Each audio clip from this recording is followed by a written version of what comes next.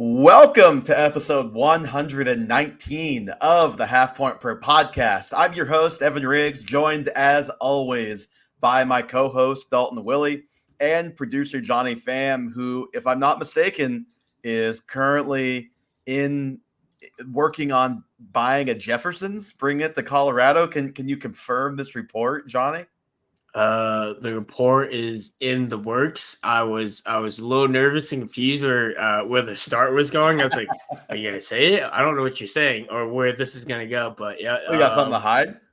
No, that's why I was confused. I was like, "What do you know that I don't know?" But yeah, we contacted Jefferson's. Was in Lawrence this past weekend. Just missed it so much. I was like, "Let's bring one to Colorado." So it's in the works. We're trying. Stay tuned. If anybody would like to Venmo Johnny one lump sum of $20,000 or about 200 smaller payments of whatever that math works out to be, that would be much appreciated on his end, I'm sure. Yep, we will be looking for financing or business partners. So if you guys want some inquiries, please feel free to send me a message. Dalton, how are you doing on this fine Wednesday evening? Doing great. I'm really excited for this noon slate. We get to watch the game of the century in the Denver Broncos against the Chicago Bears. I was going to say there is actually a great noon game, which I thought that's where you were going, but I don't understand why that's not a great noon game. It's a movable force meets a stoppable object, and I've never been more excited for it. Man, if that game was in Denver, I would go. I mean, tickets are probably $12, and I would attend. I saw a TikTok. Now, you never know how believable TikToks are, but it was somebody who was screen recording, going and looking for Bears tickets for the game this weekend because his dad has season tickets. But his dad is going with a friend. So he and his sister were trying to go to the game just on general tickets. It's like $220 was the cheapest ticket. Who is paying $220 to watch that game this weekend? And these were like nosebleeds. Let's find out. And it's dropped. They're like $90 now for the cheapest resale is $90. That's at least a little bit better. Did you guys see what Russell Wilson said about Marvin Mims? No, what did he say? No. That he has no ceiling. I just thought it was funny. Mr.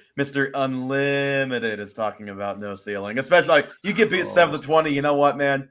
Let's look at that rookie receiver. Let's talk about get the fans something they can latch on to, I guess.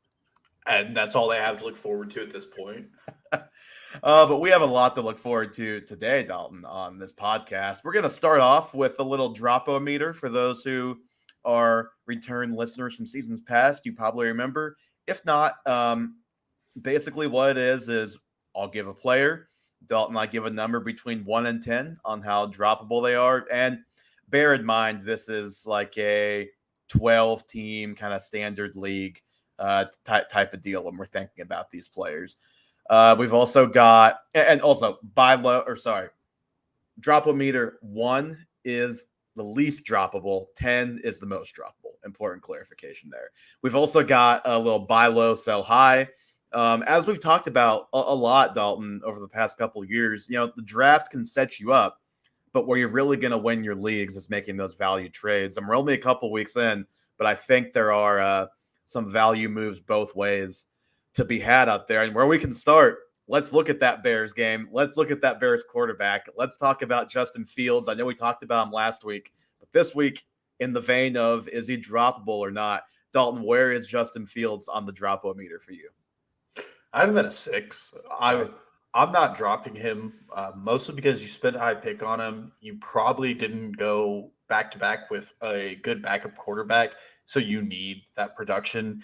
And it can't get worse, can it?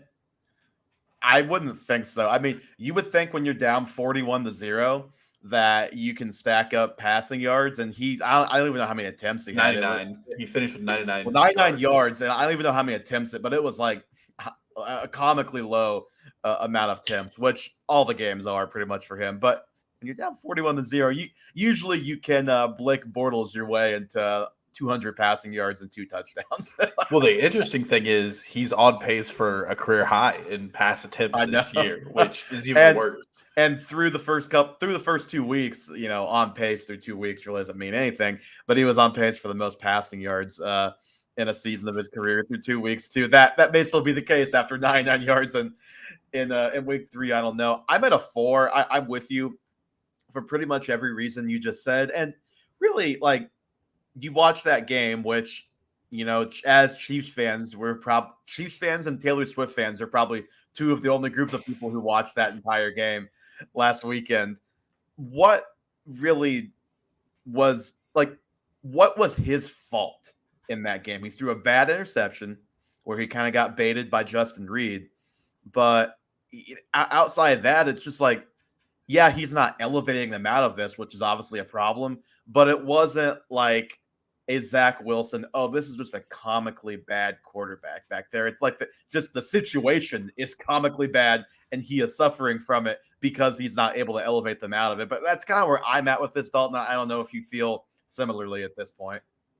Yeah, I feel the same, but you're really hoping for a coaching change in Chicago, and the ownership has never fired a coaching staff midseason. I don't know if you've seen that fact, which is worrisome. Well, I know it was like Matt Nagy's getting fired this week for 8 weeks, his last year there. Yeah, so that's a worry that they're going to run this for an entire year. Also, at some point, they're looking at tank for Caleb Williams, and they're getting closer to that, and then everything I'm seeing and reading is that his wide receivers aren't getting separation down the field, and they're running Mickey Mouse routes, so no one's really worried about what they're going to run against them. Well, Chase Claypool is running into DJ Moore frequently, literally physically running into him. Also doing the Chase Claypool thing where he gets a deep ball thrown to him, a jump ball. Instead of actually jumping and extending, he jumps and then gets himself as horizontal to the ground as he possibly can and tries to catch it, with his hands a foot in front of his face. It just seems the most uncoordinated thing that you would think from a professional athlete. Where you sent the message, you're Chase Claypool did the deep ball thing again, and I was like, how is this possible? I saw the replay of it. I was like, that looks terrible. It's so frustrating. Yeah, it's fun. I heard multiple people actually podcasts mention that exact play with him. So I don't even know why he's out there. I think real quick before we move on from Fields, though, I think anybody is going to tell you, don't cut him, but you want to bench him. But I'm looking at Fantasy Pros consensus ranks for this week. I mean, they have him at QB 11. Let's play a little name game. Look at the guys right behind him and see if there's anybody behind him that we'd want to start. I think the first couple I definitely do. But then, depending on your roster, you may actually just be stuck with Fields as your best option. Daniel Jones versus the Seahawks or Justin Fields this week. Oh, Daniel Jones by a mile. Same. Brock Purdy versus the Cardinals or Daniel Jones this week. Or Justin Fields. Sorry. Yeah, Brock Purdy for me too. Geno Smith versus the Giants. Geno Smith. This is the cutoff for me. Russell Wilson versus the Bears or Justin Fields. Best game of the week. Justin Fields. Come on. You got to take Fields over Russ. Russell Wilson. Russell Wilson's outscored him every week. I'm 95% sure. Him and Mahomes have the same exact stats. Yeah, this is true. Okay, well, to keep the game going for one more name then, or to get to a name where we can all agree that we're not taking, Deshaun Watson versus the Ravens or Justin Fields this week. I would probably start CJ Stroud against Pitt. The next name is Jordan Love. Yeah. I mean, I might even start Jordan Love at this point over Justin Fields. So you can probably, what we're saying is you can probably go find a guy that consensus ranks will have ranked lower that we'd feel more comfortable. I'd have Fields maybe a spot or two higher than you, but I think the point is pretty clear out of that. His running mate, who I know we've been high on, Dalton. I can't remember if he was a my guy this year or not. He's been a my guy in previous years. And that is Khalil Herbert. I still think he's better than Roschon Johnson, but that Bears game was that Bears Chiefs game was it's kind of like the saying on Twitter, you never want to be the main character of the day.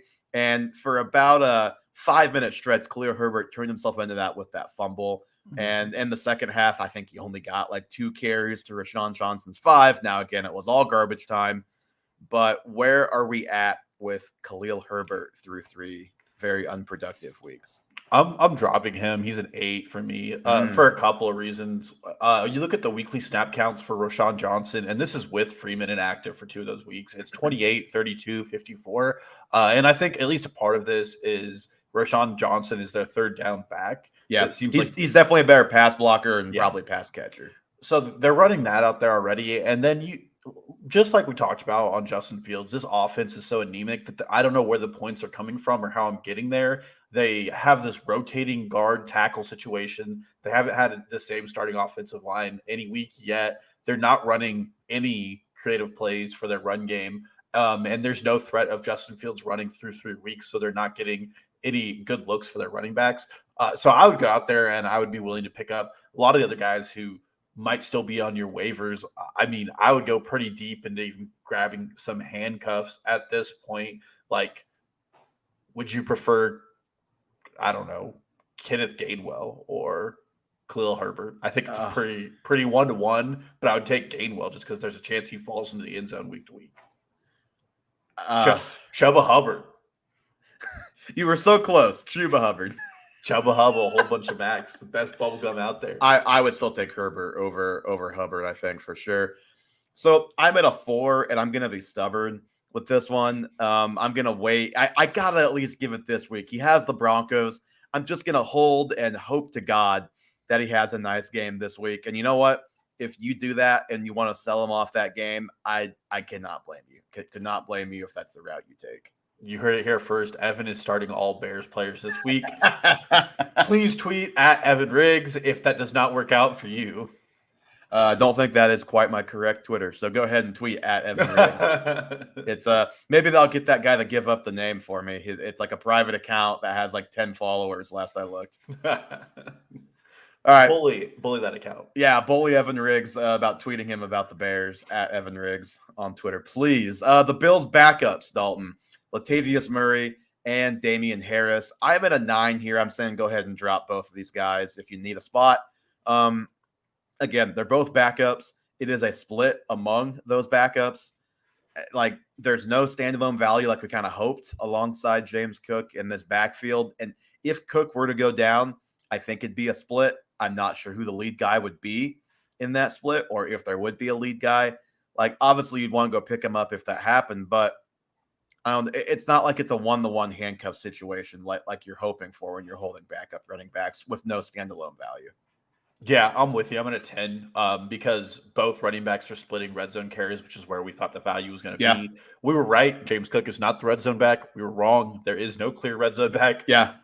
So drop them, but it's a situation to monitor. I'm still I'm not a believer that James Cook can do a full season of, like, I think he's on pace for 235 touches, which would be the most of his career, including college. Not a big believer he could do that. So there's still 2 guys I'm watching and, making sure they're on my waivers and keep my eye on depending on James Cook's status and his touches through the season. Mm-hmm. James Cook's relative, Dalvin Cook, who is not having a good time in New York. Nobody is having a good time in New York right now. Dalton, where are we at on Dalvin Cook here? I mean, he's a 10. I just knew it. I knew you were gonna take a 10 here. We already had signs he was washed last season. And then did we? What were the signs? His underlying metrics were not good. He was not evasive. He didn't force missed tackles. All he was getting was a couple of long plays here and there. So that's a negative. The Jets today seem committed to Zach Wilson. And as long as they're committed to Zach Wilson. It's just funny because, like, every time Robert Saleh talks after a game, midweek presser, he has to reiterate Zach Wilson is our quarterback because it's that bad. He's being asked about it every time. And we're already hearing murmurs of veteran players being mad that he still has the job because they correctly are saying other quarterbacks would be benched for less, which, like, he has clearly been the worst quarterback in the NFL in his 2.5 games. Yeah, I don't know if you saw what Willie Gay said, but they asked Willie Gay, the Chiefs linebacker, No. what he thought the Jets offense wants to do week to week, and he paused and he goes, "I think they just want to run the ball," implying that Zach Wilson is not it, and we're aware. I think the only two players in this team worth rostering are Garrett Wilson and Breece Hall, and even then, they're both like flex values at this point. Yeah, I mean, I'm at a 5 here. I can't. It's one of those situations where I can't. If you need the space, I can't blame you. I personally am still trying to hold on because I just don't think we can tell if he's cooked because the offense is so bad. I'm hoping for a quarterback change and an improved offense because, like, it's not like Breece Hall has done anything the last 2 weeks. You hold up their box score side by side, and you wouldn't know which is which. Not because either one, like, they're both bad. They're both equally bad, and I want to hold on a little bit longer to see if we can get a quarterback change and some better days ahead for this offense. I don't think there are better days ahead. I mean, if there's a quarterback change, there like literally have to be better days ahead. It can't. I don't think it can get any worse. I just don't know what quarterback they would go out and get. Any Matt quarterback. Ryan. Matt Ryan has been mentioned. Like name a quarterback. Oh, there was a. Oh, you know what they should do is. Here we go. I can fix I can help two franchises and make one really funny reunion with this trade right here. Joe Trade Flacco. Russell Wilson to the Jets. Russell Wilson is definitely better than what they have. The Broncos have their first round pick this year. They can tank for Caleb Williams, and they should tank for Caleb Williams this year. And if I'm Sean Payton, as long as I can stomach the 14 losses being added to my resume, that is what I would like to do after losing 70-20. Marvin Mims misses Caleb Williams. They played together his freshman year, so let's do it. Yep, here for it. All right, Dalton, the guy I am not here for is A.J. Dillon. I am at a 9 with him. His entire value has been based on, well, if Aaron Jones is out, like this guy is a locked and loaded starter. You want him in your lineup. He's at low-end RB1, high-end RB2. You can be 90% of Aaron Jones. And he just went 15 for 55 and 1 reception for 8 yards in the first game, and then 11 for 33 with no receptions and I think no targets in the second game. And one of those was the Falcons, which should be a pretty good matchup. The other is the Saints, which is a good defense, but still, like, you just got to have better. I'm not even sure is Patrick Taylor? Is that the kid's name? The other running back, undrafted free agent. He got involved a little bit last week, and something tells me if Aaron Jones were to go down again, he would get even more involved if it were a longer stretch. And AJ Dillon to me has turned into what I call a roster anchor, where it's just like even if you get the ideal scenario, you're really not getting that much value out of it. And all he's doing is taking a roster spot in the meantime. Yeah. Well, and I'm with you. I'm an 8 here. I mean, we've tried for 2 years to make AJ Dillon a thing, and it just hasn't been good. He somehow leads the league in running backs with drop passes, despite that Aaron Jones played a full game week 1. And if you watch him play, he just doesn't do anything well. He's like Jordan Howard light, which is pretty hard to do because at least Jordan Howard got you in the end zone. So I'm against it. This Packers offense is doing well without needing a good run game behind it, and they'll probably continue to play that way until Aaron Jones is healthy. So yeah, there's no point in rostering him. He's not going to do anything for you. I'm with you there. Juju Smith-Schuster for the Patriots. I'm at a 10 here. If you've got him, there's just no reason to hold him at this point. Averaging 6.6 yards per catch, has not been above 33 yards yet this season, was just under 10 yards. We've heard about the knee being a problem all offseason and really right before the season. And I tend to think it's probably true because it caused him problems down the stretch with the Chiefs last year. And he hasn't done anything to start the season this year for a team with, Kendrick Bourne and Devontae Parker as its top 2 wide receiver options. And then you just have the fact that this offense is not very good. Guys like Pharaoh Brown are going to catch long touchdowns because it's the Patriots. And I just don't really want a ancillary descending piece on the Patriots offense. Yeah, I'm a 10 here. I think we were pretty anti-drafting him this whole offseason as well. Kendrick Bourne is ninth in the NFL in air yards. Demario Pop Douglas, excluding week 2, has more snaps every game than Juju Smith-Schuster, and he's a 5th-round rookie out of Liberty. It's just pretty clear that Juju's not in their long-term plans, and them signing him to exactly what Jacoby Myers got was a pretty big mistake in New England. Yes. So should have brought back Jacoby Myers. God, if Bill Belichick could just figure out the receiver thing, just hire somebody else to be in charge of your receivers, and then you do the rest, and you probably would be so much better off. Yeah. Anybody could come in there and do a better job at receivers than they've done. It's taken 3 years to get Kendrick Bourne to come around, and finally. Yeah, like we've been saying, Kendrick Bourne's the best receiver on this team for multiple years, and I think we're finally seeing it. But even then, Devontae Parker comes back, and Kendrick Bourne's snaps go down again. It's like, God, like you suck at finding receivers. You have one that's decent. Just like get him on the field, please. Come on. All right, Zay Jones. Where are we at with Zay Jones? I know we were pretty excited after week 1 through injury and otherwise. The excitement has been tampered down a little bit. Part of that is Christian Kirk has produced the last couple of weeks as well. Dalton, where are you on Zay Jones? I'm a 4. I mean, I still want pieces of this offense. We'll probably talk. I have a buy low on this offense later. I almost did, but I didn't want to have 2 buy lows on my dynasty team. So,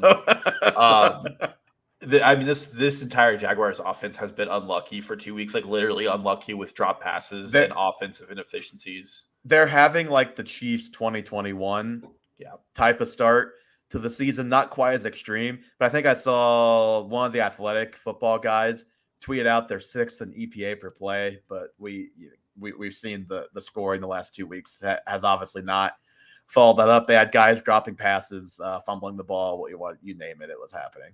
Yeah. So, I mean, I'm not dropping him. I think he still has standalone flex value. This offense is going to get rolling. They still have games against like the Colts and the funnel defense and the Titans. So I'm still pretty happy. And I think they're going to get things right.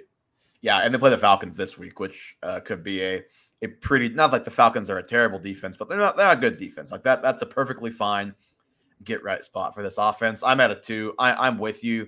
Like Christian Kirk, although he had a nice box score, the snap count still wasn't what you would hope for with Kirk. So I still kind of think that Zay is going to be in the 2 receiver sets until we are proven otherwise when he's healthy. So yeah, I'm with you. I think this offense rebounds. I'm at a 2. I'm holding Zay Jones and just letting him prove it this week. And yeah, I agree with you that I think he's going to have flex value again down the road. Yeah, nothing to be worried about, and he's the real 2 in the room. Kirk's definitely a slot only guy. Yeah, which I don't know if I necessarily agree with that based on who I think is better, but that is what is happening so far. Yeah. All right, Joshua Kelly. This is a guy who, after week 1, we were both pretty excited for. After week 2, I said, give him another chance, guys. The Titans was a tough matchup, and it was pretty bad last week too. In the 2 games without Austin Eckler, 24 carries for 51 yards. My rough math tells me that is just over 2 yards a carry. He has 1 catch for 5 yards in those 2 games combined as well, Dalton. What are we supposed to do with Joshua Kelly, who had 91 yards or something to that effect in week 1? My question is this Alexander Madison 2.0, where when you see him with the starting running back, you're like, he's there and he has his little weeks, but he's actually just a really bad player. And we just keep telling ourselves he's not a bad player. I thought he looked pretty decent week 1. I thought where you were going and kind of what I was going to say with this is I think maybe what we learned is he's better as the complement. You don't want him to be the main guy. He can have nice weeks as the complement.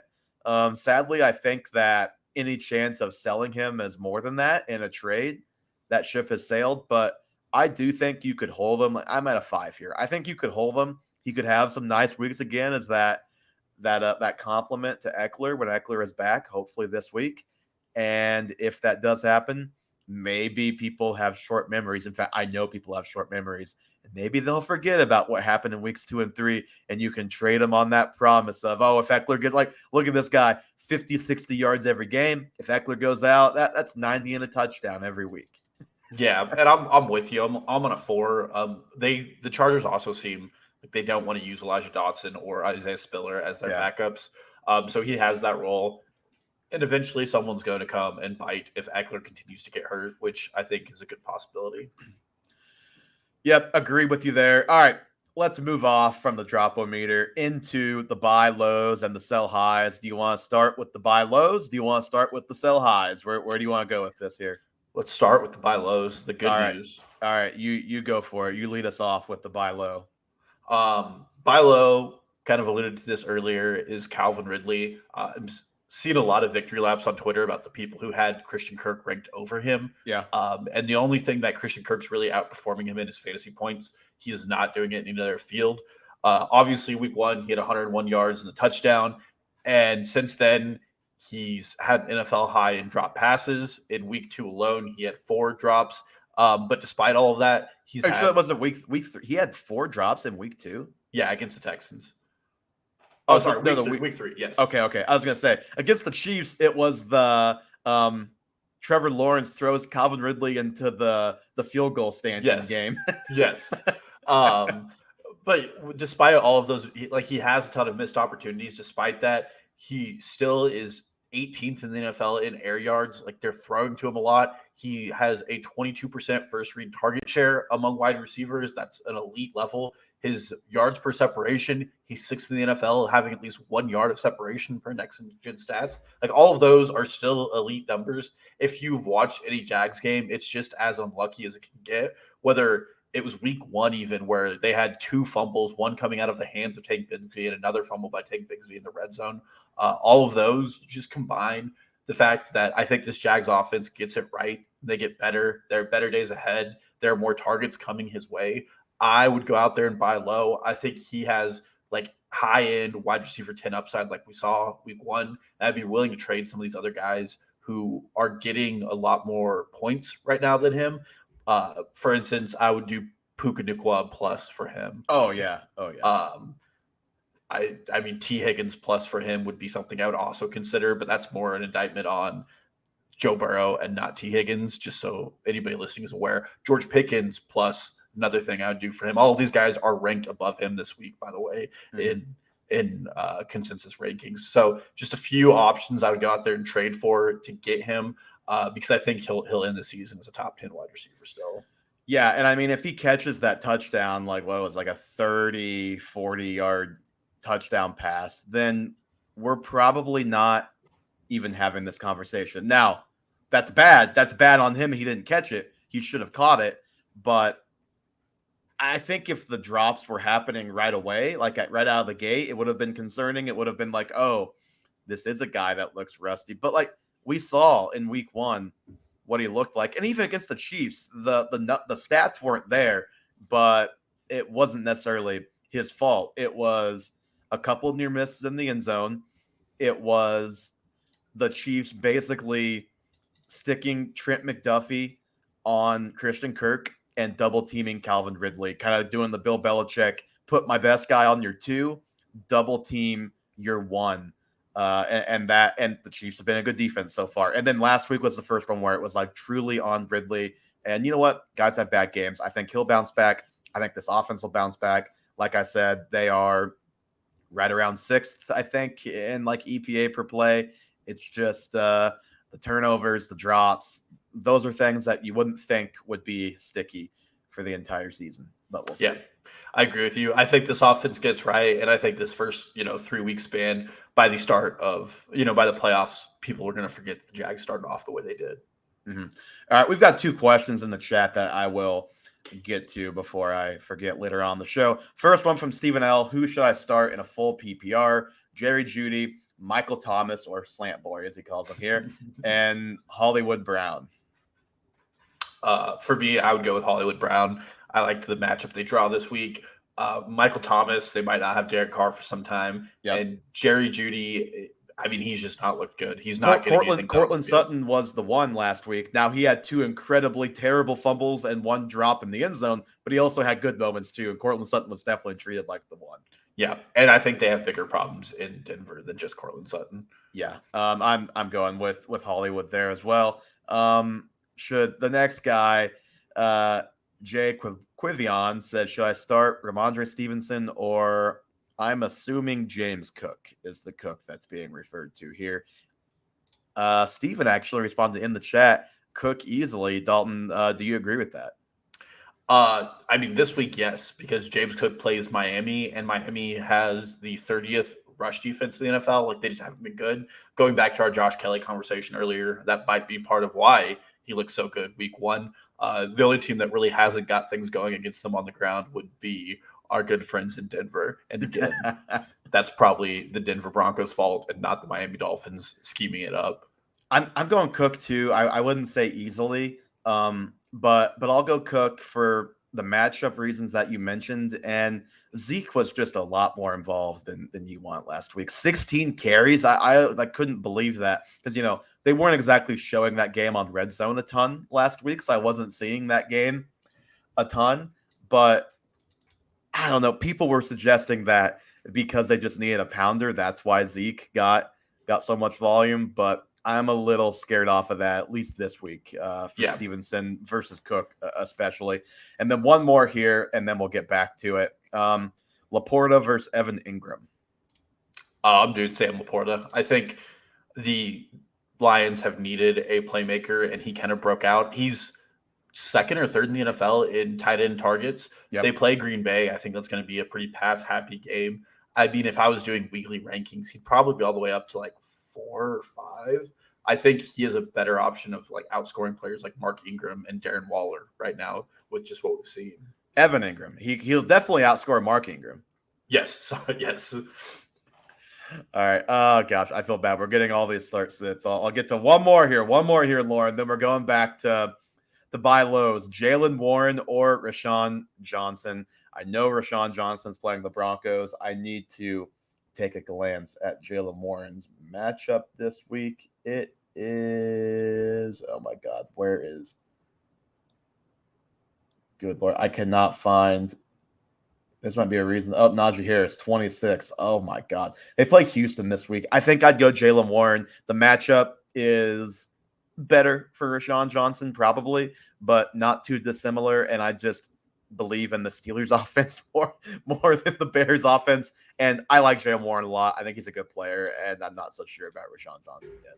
Yeah, I'm same with you. I think Jaylen Warren's just all around better. And I just don't want to watch that Chicago Bears game. Warren is kind of low key. I mean, the Steelers said it before last game that he's going to get more involved. He is low key getting more involved as we go here too. And I mean, there's a reason why Najee Harris is RB26 in these ranks I'm looking at. Yeah, I mean, that entire offense is just a cluster.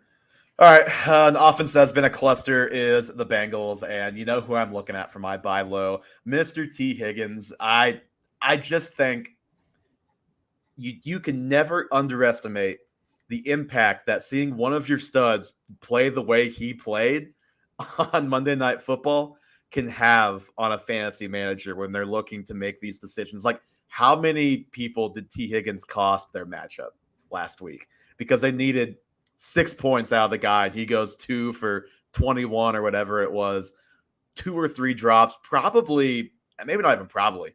I think definitely played his worst game as a pro, probably his worst game, maybe of his life. In that game, it was bad.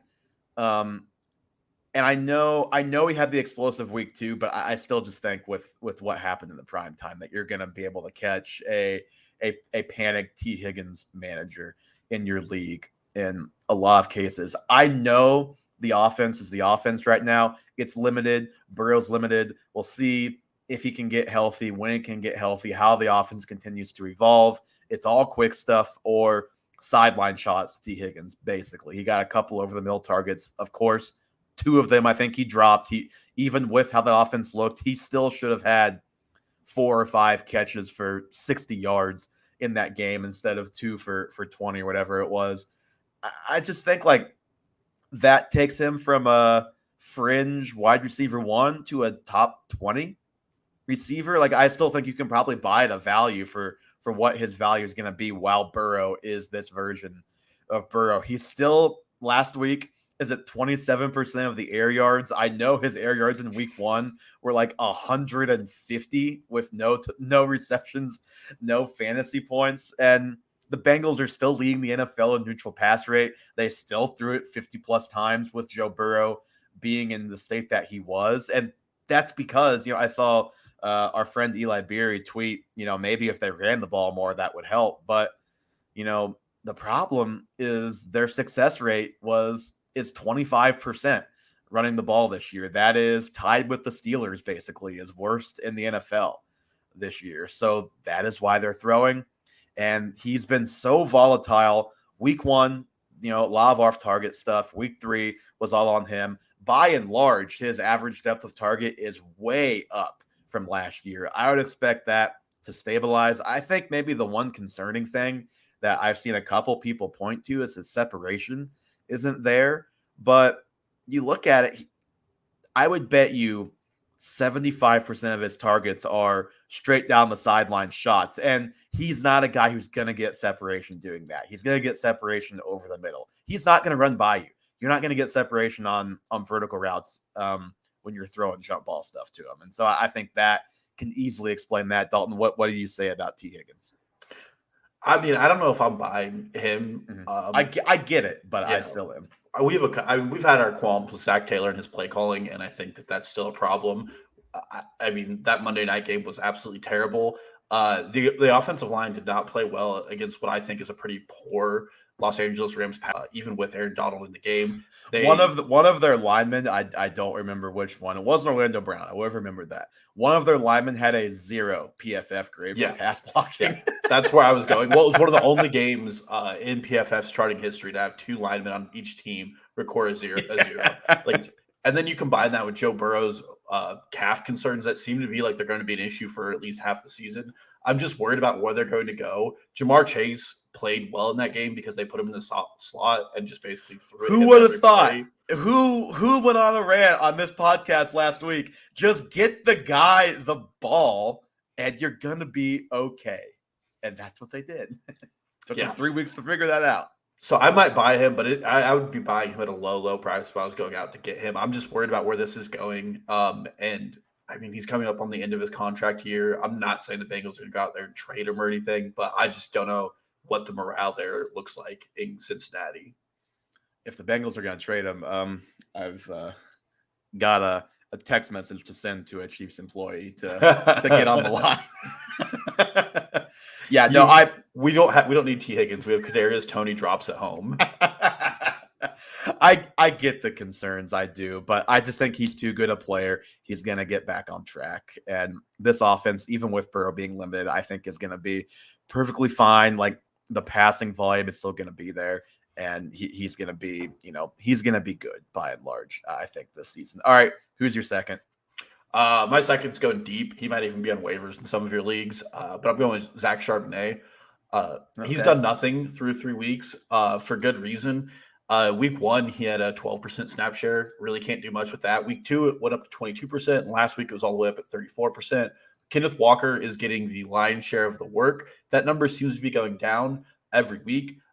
In addition to that, Zach Charbonnet has done really well in pass blocking situations. Looking at PFF, he's graded as the number 8 pass blocker with a minimum of 30 downs where he's played a pass blocking down. So he's really solidified the role we expected. He got 2 passes last week that looked really well. This offensive line in Seattle is going to get healthier week by week. They have 3 more weeks till both their tackles probably get off IR, which is encouraging for anybody. And despite when you don't include the touchdowns, Kenneth Walker has been incredibly inefficient in his ground game. But he is scoring the touchdowns, and he's getting all the goal line work. And you mentioned Charbonnet snaps going up. Kenneth Walker's fantasy points are also going up every week too. Yes, they are. But I'm a big fan of the post-week buy for rookies, and I want to try to get some of those guys on my team before we get there. We know historically that running backs take a little bit to get going. It's just a harder position to learn in the NFL. So he's one of those guys, especially looking at some of the players we talked about earlier. I would much prefer to stash Zach Charbonnet over Khalil Herbert, A.J. Dillon, or even Dalvin Cook and have him on my bench as a guy who I know I'm not starting week to week, but I know there's high-end upside there. I'm still a believer in the skills and the talents, and I think coming back from their bye week, this offense is going to need his skills and talents, and they're going to use him in that way. What I would say, where I would disagree a little bit, is we don't know that there's high-end upside there, but we have hope that there's high-end upside there, unlike with A.J. Dillon, who, our hope, I think, has been dashed. Our hope, I know, has been dashed. We talked about earlier for that upside being there. So I probably don't feel as strongly about it as you do because I've consistently been a little bit higher on Kenneth Walker. I think that's still the case. But I do agree that if someone is looking at the usage now, again, it is going up. So somebody who drafted them who really knows their stuff might say, hey, like, I know it's going to be a slow burn. You're going to have to actually pay me. And if I have to actually pay a fair price for him, fair, what his value should be, I'm not as enthusiastic about that. But if you're dealing with impatient box score watcher who wants, Roschon Johnson, can you trade Roschon Johnson because he's getting the snaps, even though he hasn't produced that much? Obviously, Charbonnet has neither, but someone who just knows, like, hey, this guy's playing more. I'd rather have that guy. Even I'm in for the dirt cheap ones. I'm a little more skeptical on the more reasonably priced ones, but I don't think it's a bad gamble to take because we see all the time these rookies with upside. We can't properly value them because we just haven't seen it yet. Yeah, I agree. All right, my second guy who, I think you're going to disagree with based on previous podcasts, but we'll see. We'll see. Josh Jacobs. If I told you to go buy low on Josh Jacobs, you would say? I saw his schedule earlier today, and I would strictly on the schedule, and I'd probably go buy Zamir White as well. Oh, so you would? Okay, like I said, you wouldn't. So, this all started where I was looking at a couple of different rest of season ranks. I stumbled upon ESPN's, I think it was Eric Carabel's ranks that he put out. And he had James Conner at RB8 and Josh Jacobs at RB10. And I'm just telling you, I'm making that trade straight up every time. And I think you can do a lesser running back plus or just a running back like James Conner, who you don't believe in long-term rest of season like Josh Jacobs and get it done. Like we talked about last week, the struggles on the rushing game. I don't have the update through week 3. I know through week 2, he was in a more yards after contact than total rushing yards situation. That is now the situation that Breece Hall finds himself in on a related note through 3 weeks. Yes. But, Josh Jacobs last week, 82% snap share. He goes 17 for 62 on the ground. Not great, but the best it's been so far this year. 3 for 18 receiving, 20 touches. He's getting that elite workload. The volume is there. It's just the efficiency and the touchdowns are not. I'm not sure if it's going to come back to what it was last season, but it doesn't have to for him to be of value where he's at. And if you want to buy him, you mentioned the upcoming schedule. You have to buy him now or you're probably not going to have that chance. They play the Chargers this week, and we know what has happened with running backs playing against the Chargers. Even Alexander Madison had a decent little box score line playing against the Chargers last week. And you look at it last season, Dalton, what do you think Josh Jacobs was through 3 weeks last season? RB what? I think he was RB 28. You must have seen that stat. He was RB 28 through 3 weeks last season. What do you think Josh Jacobs is through 3 weeks this season? It has to be worse, right? Like RB 40. He's RB 27 actually, which is kind of shocking. But he does have quite a few catches, so maybe that's propping him up a little bit there. But he started slow last season and then went on to lead the league in rushing. Not saying that's going to happen, but what I am saying is there is plenty of time for this guy to turn in RB1 value for your team season long. And I just think that it's been bad enough through 3 weeks that you can still buy low, but it was good enough last week against a good defense that I think there is plenty of hope for better days ahead for this guy who we've been over it. I love the player. Yeah, I agree with you with that. It's also a hellscape at running back in fantasy right now. Like there's nobody who's doing well. I mean, looking at weekly ranks, Travis Etienne is 5, Yeah. which is absurd. Yeah, I agree. But like, it's absurd, but then it's not because it's like, okay, who are you putting ahead of him? Yeah, and we have like a 31-year-old who has been injured every day of his career at number 8 in Raheem Mostert. And Well, I Zach, mean, Devon Achane plays basically one game. It's an awesome game, but he plays one game, has whatever 200 yards and 4 touchdowns. He's the RB5 in one game. And then you have like Zach Moss, who was traded for a bag of peanuts to the Colts, who's RB11 this week. It's absurd. I would continue to buy talent because I'm sure a lot of people who drafted talented running backs are not happy right now. And it's a good time to buy talent instead of starting the guys who are just getting workloads, who may not be that good. Looking at you, Kyron Williams. Speaking of, just check in on your resident Jonathan Taylor owner in your league, just to make sure. Yeah, and their mental health. Just to make sure you can't get him. I know if they've been holding him and, he's a week away from coming back, they're probably not trading him. But if they're 0-3, if they, if they 0-3, don't have Zach Moss, maybe you can trade him Zach Moss and then another really good player, and you can get Jonathan Taylor. Like, I think this is, if it's not the best time to buy him, but it's not a bad time to take a look. I did have one honorable mention that I wanted just to throw in there. I didn't know if you were going to have him, so I didn't want to have him in my 2. That's Isaiah Pacheco. He's the RB23. It feels like it should be worse than that.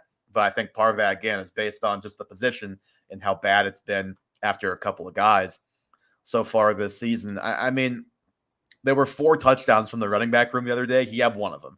Like, at some point, he's going to have two touchdowns, 3 touchdowns in one of these games where the running backs are scoring. Jerick McKinnon just keeps getting away with it. But, Clyde Edwards-Helaire also had a goal line touch, and that's just not going to happen as often as Pacheco, who I believe I pulled this stat. Yeah, I pulled this stat from Danny Carter. He has 7 green zone rushes in 3 games, 3rd in the NFL. He has 14 targets. He has this season, basically a little over 3 a game. He has 9 targets, 3 a game. Last year, he had 14 targets on the season. He is getting the passing game work that we all wanted, and it just hasn't quite converted to the box score yet. Part of that is because he had 1 carry in the first half against the Jaguars. And there's going to be halves like that. There's going to be games like that because the Chiefs throw the ball more than anybody, basically, in the NFL. But if you can get a running back in this offense who's getting a couple targets a game and the goal line work, like, I'm buying that guy all day. Yeah, love Pacheco. Love the idea of taking it. He's also been working through a hamstring contusion, so more snaps are to come as he gets healthy, if he can get healthy. Considering how he runs. Yeah, well, and he obviously was working his way back from the offseason surgeries, so perhaps week 1. I know week 1. I don't think CH is starting week 1 if Isaiah Pacheco isn't being eased back in. Yeah. All right. I did want to preface the sell high conversation. Now, maybe you have one of these guys in your sell high, but you can tell me. You can tell me if you do. Devon Achane, Raheem Mostert, or either of those 2 guys sell highs for you? No, I left Miami alone. It's such an outlier game. Yeah, and I just think that everybody knows that those guys are sell highs right now. So can you really sell high on them? No, I don't think so. But I did just want to start this off with if you can sell these guys for in Mostert's case, if you can trade him for a guy who you think is going to be a top 15 running, like Mostert for Josh Jacobs, could you Mostert plus something for Josh Jacobs? That is the exact type of trade I am sending all day in my leagues. But I don't think you can do that, but there may be leagues where you can do that. So I wanted to just mention that off the top. In Rookie Watch, would you do Achane for Gibbs if you could do that? Yeah, I would take the Gibbs side of that. Yeah, all so day. All day. Like, I like Achane, but you said it was just such an outlier performance. I've got to see it for at least a couple more weeks. Now, I don't have to see what he just, but I've got to see consistent production, and more to the point, I've got to see Miami be able to scheme it up the way they were able to last week, which is basically, I think Matt Waldman said this, and it's a really smart way of thinking about it. The way that Miami is setting up these run plays with these pitches and getting these offensive linemen upfield in misdirection, they're basically setting up punt return scenarios for these guys. And I mean, that's where A-Chain can thrive, where if he has to be forced to make the tough runs between the tackles, can he do that consistently? I'm not sure. Like that's obviously the knock on him coming into the NFL because he's so small. Yeah, no, definitely. I mean, he still weighs 180 pounds. Hopefully he beefs up a little bit, but I not a good look with that weight class. You have Jeff Wilson, who's probably the bruisiest back coming back by week 5. Wanted to just toss this up there. Who's a running back I could target? The running backs he can package for an upgrade are Jerome Ford, Tyler Algier, Joshua Kelly, Eli Mitchell, Jamal Williams, JWJ. Who is JWJ? What am I missing with that one? I do not know who JWJ is.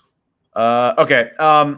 I think you could, like, if you want to add a good receiver, you could probably go find Josh Jacobs in your league. But if you're going to package one of those running backs with another bench piece, I think you're looking at a pretty fit fringe, like, I don't know, like Jerome Ford, you could get something pretty good for if you package him. If you want to go further down, Jamal Williams is hurt. That's probably not a good trade guy right now. Eli Mitchell plus something for like Jaylen Warren, who we talked about, like, you know, maybe something like that. Just find like a pass catcher like that who can be a flex value type of guy. Yeah, I'd be interested about Jerome Ford for Javonte Williams. I'm sure those Javonte Williams owners aren't too happy, but I think his time's coming. And then obviously with Jamal Williams, you can't do much. But if someone's still looking for Jamal Williams for a small piece upgrade like Jaylen Warren, I would do that. Yep. All right. Next one here from Jacob Kamara, and I assume Christian Watson, maybe Deshaun, but probably Christian for Bijan and Drake London. Yes. Next question. Yes. Yeah. If you can get Bijan, take Bijan. Yeah, absolutely. Bijan, a guy I considered on the buy lows, does not have a touchdown yet. Something tells me that will change. Or no, he has one receiving. He's a touchdown. receiving. No rushing touchdowns. Though. Yeah. All right, Dalton. Sell highs, and then let's get out of here. Yeah, if you've ever listened to the show, you know I'm not a fan of this player. It's Dameon Pierce. It's been pretty terrible in Houston for Dameon Pierce and pretty good for everybody else. He had a touchdown last week, which is why he's on this list. Dameon Pierce had 13 carries for 31 yards, which is incredibly hard to do. CJ Stroud is balling behind a horrible offensive line, but their run game isn't. And then you look at the snap splits, and like Devin Singletary is coming every week. His snap share has gone up, which I think the coaching staff just isn't seeing it out of Dameon Pierce. He's not getting any passing down work. He's not been an effective blocker. What he's been good at is getting between the tackles. They can't open those lanes up. Like we've talked about this entire podcast, the running back market is terrible. So I would sell him while he has a 13-point game on his resume. And I would go out there and sell him. Like, probably can't get a Josh Jacobs, but like a James Conner, I would sell him for right away. Probably even like a Tyler Algier, I would consider the option because I think that he has better days to come. Definitely a Javonte Williams if that owner is willing to trade for him. I would go pretty low to get rid of him. I'd probably even consider trading off for Tajay Spears, who has 3 straight games of a higher snap percentage than Derrick Henry. I think that's crazy. I know it's been bad. We talked about it a little bit last week. I know it's been bad. I know the touchdown hid the bad last week, but I still just think like at the value you can probably get, which he's a sell high relative to the first 2 weeks, but he's not a sell high relative to his draft capital. Probably. I don't know. He's probably not worth what you drafted him as right now. I think I'm just hanging in, but again, this comes down to a difference of opinion preseason on this guy for you and me, I think here. Yeah, I mean, you talked about a roster anchor, and I think this is the worst of the worst. It definitely could be for sure. All right, my first sell high, sadly, this probably ends any hope of me trading him in our Dynasty League, is James Conner. I'm selling James Conner, and this isn't like my next guy is a desperate sell. Like I am trading at all costs. This is if I can upgrade to a Josh Jacobs, if I can upgrade to a Jonathan Taylor. Like you might be able to do that trade straight up because you have a week where he's playing and Taylor's not. I don't know. I don't know what it's very team and league dependent how that Jonathan Taylor team is doing. But like, I think you could trade him for really good stuff. And I'm not looking to trade him unless it's for that, but I think you can trade him for more than he's worth, which is why he's on this list to me. He's the RB8 right now. I've seen him inside of top 10s rest of season, and I'm just not quite like, I think if you told me James Conner is the RB15 from this point forward, I would say, yeah, probably so. But top 10, I think, is a little too much for me. But he's been awesome to start the season. Like, he's looked, I've never been the biggest fan of him just as a player, but he has looked a lot better than I expected, better than I remember him looking last year, really, so far this season. And just the whole Cardinals team has looked a lot better than anybody expected. But the list of guys who have had 9 or more points in half-point scoring at running back is very small. It is 5 players long, to be exact, and he is on that list. He's been double digits the last 2 weeks. I think he was at 9.5 in week 1. Like, he has the workload. We knew this coming in. I'm not really concerned about the descending snap shares. 84, 72, 64 is his snap shares the first 3 weeks. Like, he has 100% of the goal line work for his team. He's been a top 20 PPR running back in every game without Kyler Murray, dating back to last season. So I do kind of wonder now, Kyler coming off the ACL, probably not going to run as much. I do wonder a little bit what maybe more Kyler runs or just a Kyler-centric offense does to his value later on in the season if he's not getting quite the same amount of work, if they're throwing more, just more pure dropbacks, more scrambles, things of that nature. I mean, he leads the NFL in runs of 20-plus yards. Like, that I can promise you will not continue, because for as good as he's been, that's never been the player that James Conner is. He's top 5 in rushing yards. In week 2, he was tied for the league lead in missed tackles. He absolutely torched the Cowboys of all teams last week. Like, I wouldn't be surprised if he's very good rest of season, but I just am not quite buying top 10 at the position. Yeah, I'm with you. I mean, it's early in the season where sometimes teams just aren't ready for what offenses come out and show them. And then as the season goes on, you scheme those things up. I just don't think the Cardinals have a lot to get ready. What they did against the Dallas Cowboys was essentially let Micah Parsons in the backfield and just run the opposite direction of that every play. And it worked. And it's similar, the Chiefs did a similar thing with Bosa against the Niners last year. Was, you know what? You go ahead and try and get around the edge. We're running jet sweeps right to where you used to be. And they were smart about how they attacked it. Yeah, and I mean, he gets 5.2 yards per carry. But the scariest thing for James Conner is his touchdowns are probably going to come down, which is going to mean his production is going to come down with that. And you just always have the health concerns in the back of your head. Every running back can get hurt, but Conner's a guy who, every year he misses a couple games. So you probably have that coming. And if that were to happen in 2 weeks, then he'd probably have to build up another 2 or 3 games of RB1 equity to sell him for what he's at right now. Yeah, exactly. Although, I mean, if you have him when Kyler Murray comes back, he could become a real value with your playoff push. It's very, very possible. Yeah, this is not a sell at any means necessary. This is I am using him to trade up at running back if I can do it. All right, who's your second sell? I mean, going we back have to the same guy? Is it Cortland Sutton? No, okay, good. Yeah, Cortland Sutton. Get him off your team while you can. Yeah. First, this Marvin Mims situation has to come to fruition, which is Marvin Mims is just the best offensive player they have, other than probably Javonte Williams. He's just not playing like any snaps right now. And he goes in there and catches a 40-yard pass, then goes back out for a quarter. Yeah. But eventually, Sean Payton will add Traquan Smith, who the Saints just released. No, but the involvement for Cortland Sutton has been there. Like you said earlier, he's been the wide receiver 1. He's up to wide receiver 27 and half point PPR per scoring. Would be higher if he caught the second touchdown or didn't fumble twice in the Miami Dolphins game. But he's just really not been good. Looking at what he's doing, he's not getting separation. He's 98th out of 120 qualifying receivers in separation. His contested catch rate is at 15%, so he's not contesting the balls that are coming up to him. And then his ADOT has dropped every game, and I think that's in part due to the Broncos just not being able to get the ball downfield because Russell Wilson isn't getting the looks they need. I have no doubt in my mind that this offense gets worse as the season goes on. I really don't have a strong belief in them getting better. You could probably flip him for like I mean, I'd probably just do Jameson Williams if someone stashed him on IR. Like, if they need wins, I would do that straight up. Yeah, that would be. I mean, where you drafted Cortland Sutton, you probably don't need him to be a starter.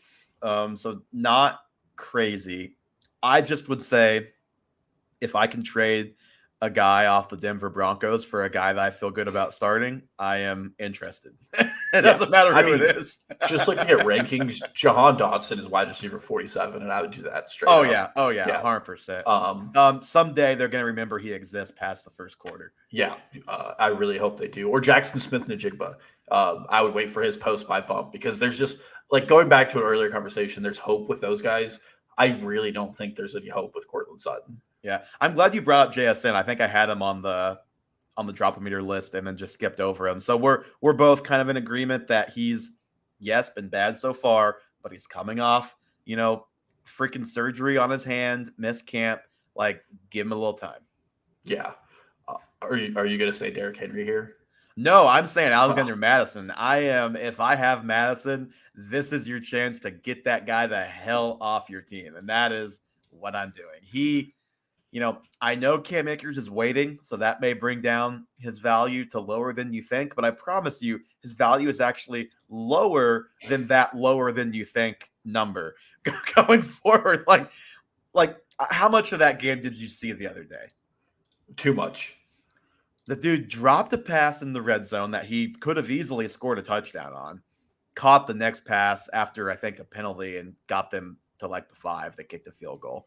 Fumbled in the red zone, and it just wasn't called a fumble. I think it was a forward progress still. They just blew the play dead, and he did eventually get stripped. He was clearly not down, and the Chargers clearly recovered it. And he fumbled, like I said, twice the week before. Only one of them counted. And was stuffed to the goal line 3 times. Like, he is just not good. Cam Akers, who I know hasn't been all roses for him through the first couple of years, but it would not surprise me at all if he comes in, takes this job. And I think you can sell his 100-plus total yards on the 80% of the snaps last week to a higher value than what he's going to be worth rest of the season. Like, this is, I think, your best chance to get this guy off your team. Yeah. It's hard to be on a team where your quarterback is set to lead the league in yards and touchdowns and to not be a top 20 running back getting as many snaps as Alexander Madison is getting. Mm-hmm. I pulled up his PFF ranks here, and his elusive rating is 32nd out of 36 qualified running backs. Najee Harris is underneath him. So, like, it's the grim of the grim on how bad he's been. Who's the guy ranked directly ahead of him? Ranked directly ahead of him is actually Miles Sanders. Okay. Who's ranked directly? I'm trying to find like a really bad name. Who's directly ahead of Miles Sanders? Directly ahead of Miles Sanders. Let me scroll for it real quick. You're not going to like this one. Uh-oh. It's your boy, Josh Jacobs. Okay, never mind. Next question. But that's probably because he's getting touched in the backfield every play. Yes. Yeah. So, I mean, I'm selling him. I think Cam Akers – I know the like mid-off meme game was all over when they made the trade. I think Cam Akers is just a better back than Madison. Like, at least Cam Akers has spurts of seasons where we've seen him be an effective and efficient back, where Madison has like a game at a time and then takes 2 off to be bad. Yeah, the thing that we can't account for because we don't know with Cam Akers is just what does he have between his ears? Is it is it truly a Cam Akers problem, or is it a Cam Akers and Sean McVay problem? Like, something has clearly gone amiss as far just like off the field there. So you don't know what it's going to be like in the next stop. But I agree with you, purely football, he is a better player. And if he shows up ready to work, ready to play, then he, I think, can take this job. And again, that's why even if Cam Akers was not coming, I would still be selling Madison off of this game, but especially because Cam Akers is coming, I really would like to sell.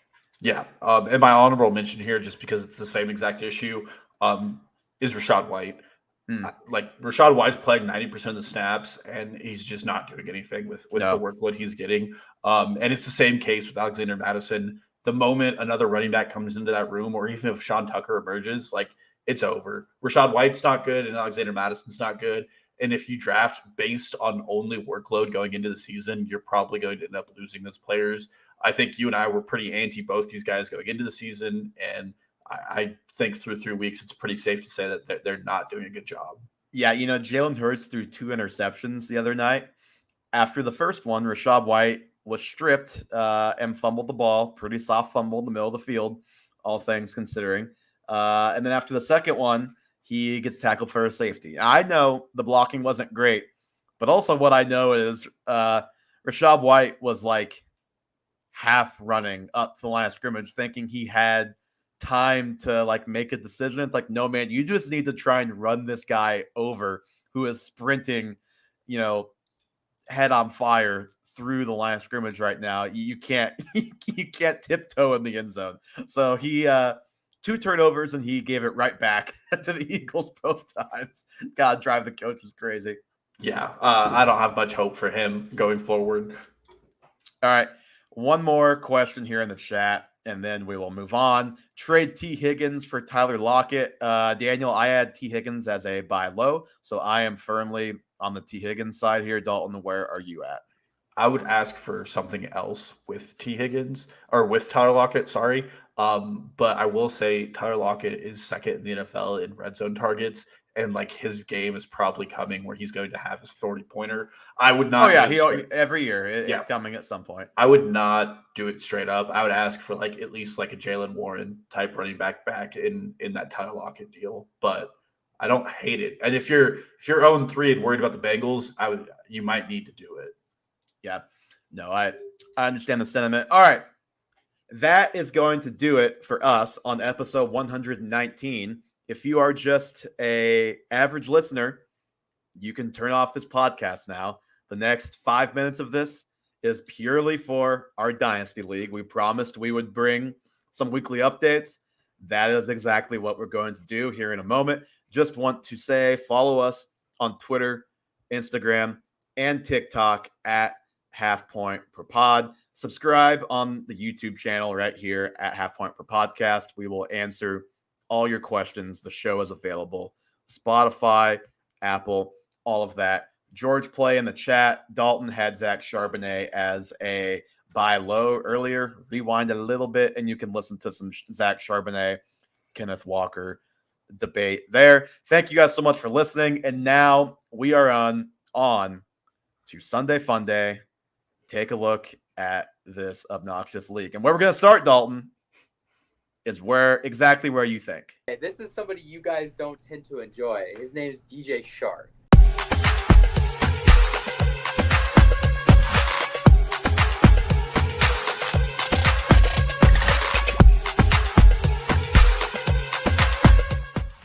He's got a family. He's relocated. I'm starting to add personal details to this. How can Eli say all of this and then cut DJ Chark in a Dynasty League? How? Picked up for $10 on waivers by somebody else today. I think Brad. Yeah. Not only did Eli drop DJ Chark going into this week, but DJ Chark that had the best game of his 11 season. targets, scores a touchdown. 16.6 fantasy points. All around, it has been a debacle for the Skunks. I like how Eli put a bid back in for Chark, but he didn't go too big because I can't I can't pay for this guy that I just dropped. I have to chill out a little bit there. Yeah, no, it's terrible, and it is a revenge game. I don't know when Brad plays Eli, but that will be revenge week 101 for DJ Chark, and we will be on the watch. All right, Dalton, we've had a lot of changes to this league in the last 9 months. Just run through them real quick. Your team was the champion, 2-time reigning champions. Now, I'm just going to call you OPP. I'm not saying your team's full name on this podcast. Is in a rebuild, let's just say. You are in one of the firmest trust the process rebuilds I have ever laid eyes on. So that's where you stand. I think that's probably the last OPP update until there's a trade made on your end. First of all, I have Josh Palmer, which big waiver wire addition this weekend. We scored a whopping 42 points last week. Both my running backs combined for 1 point. But I do have 9 picks in the next draft. So the brighter days are coming, and we are fully rebuilding. We are tanking for every player in this upcoming draft. Yeah, as Jim Jimerson, I think at Jim Jimerson on Twitter has kind of said, The Ty Bots looking like the number one team in the league right now, our friend Ty Miller. It is pretty difficult to score 160 and 150 fantasy points in back-to-back weeks. That is what Ty has done. He did it last week without Aaron Jones and Saquon. And then the week before, he did it without Aaron Jones and Saquon Barkley getting hurt. If that gives you any idea, Ty, I think, is firmly number one with the rest of us chasing right now. But if you had to give let's just say a 2 through 6, looking at the playoff picture, what's kind of your early thoughts right now? Well, I got to throw the Melonheads in it too. Let's go. That would be Evan's team. Just a all-around dangerous wide receiver room. 3, I know it's been a rough start to a season, but the Donkey Punchers got to get in there. Brian's team still has some real juice to it. I mean, AJ Brown and Justin Jefferson, and with Tony Pollard and Breece Hall, you just expect the run game to get going. And then, congrats to him. He's doing some work here. Friend of the show, Eli Beery, he has put together like the all-old team. And the olds are performing for him. And he has Kyler Murray coming back. So if he can just sneak into the playoffs or stay competitive, he could have himself a team. Just made the trade for Kirk Cousins, who I think is like an overall QB2 in fantasy right now. So love that. And then we're going to just round this bad boy out with the Toledo Tanks, who were an early preseason favorite. But really, they have struggled immensely between the issues with Austin Eckler's injury and just overselling assets and overvaluing their position this offseason. So the Toledo Tanks could be falling out of favor in Sunday Fun Day for life. I'm going to have myself in that playoff picture. Just run down a couple of my moves. So I was firmly a rebuilding team last year. This year, I've acquired Travis Etienne. I've acquired Travis Kelce. I acquired James Conner in the offseason from you. And I'm trying to think what else. Amon St. Brown from me. Amon St. Brown from you. I drafted Zay Flowers among other guys. Traded Jordan Addison for Travis Etienne, who I just mentioned. So that rebuild has gone quickly. We'll see if the guys stay healthy. I'm with you that Brian's team is definitely it hasn't been a smooth start. We'll see about the finish. I'm probably a little higher on the Toledo Tanks than you are still. Noah's still got a pretty loaded top end of the roster. Now, we kind of are seeing a little bit with the Eckler injury, what that can do, but that'll impact any team, obviously. I'm a little less of a believer in the Skunks long-term than you. I think Raheem Mostert eventually will come crashing back down to earth by performance or by injury. Is usually one or the other with Mostert. So, but I got to give Eli credit. It's not like a fake 2-1. It's a second or third most points in the league, 3-1 at this point. So this team has been good. I'm a little skeptical of it continuing. I would still say his brother, Noah, other Noah, I would still take his team over the Skunks right now. I mean, Trejo, if Bijan regresses, he just made a move for Stephon Diggs as well. Gotta like how his team is kind of shaping up, and if Ramondre Stevenson can ever get on track. But yeah, I think that's kind of contenders. Real quick, any of the others that you want to make fun of, prop up, anything like that before we jump out of here? I am a firm believer that the Rainbow City Raccoons are leading themselves to disaster with their recent trade moves. I do think that they are not set up to do well, and they should reconsider trading Kyle Pitts. To who? To anybody, any suitors. You're a suitor. I just figured it was you specifically. It is me. It is, in fact, the Overland Park priests who are inquiring about acquired Pitts. We're OPP. We're not saying. Look, the double P's, it could be inferred as a lot of things. All right, my parting shot as we get out of here is Rowdy. Please, if you're watching, if you listen later, anything, if anybody who talks to Rowdy in our league is listening, send this message along to him. I checked with him on Jonathan Taylor earlier today, and I haven't heard back, and I would just really like it if 0-3 frauds, literally that's his team name, frauds, I'm not calling him a fraud. If the 0-3 frauds would sell Jonathan Taylor. That's all I have to say about that. All right, Dalton. Thank you to everybody who stuck around and indulged us in that. We're gonna have a little 5-minute segment to top off the show during the regular season, maybe a couple in the off season. We'll see. But thank you again, everybody, for listening. We'll be back next week with what I'm sure will be again a totally normal week 4. Thank you.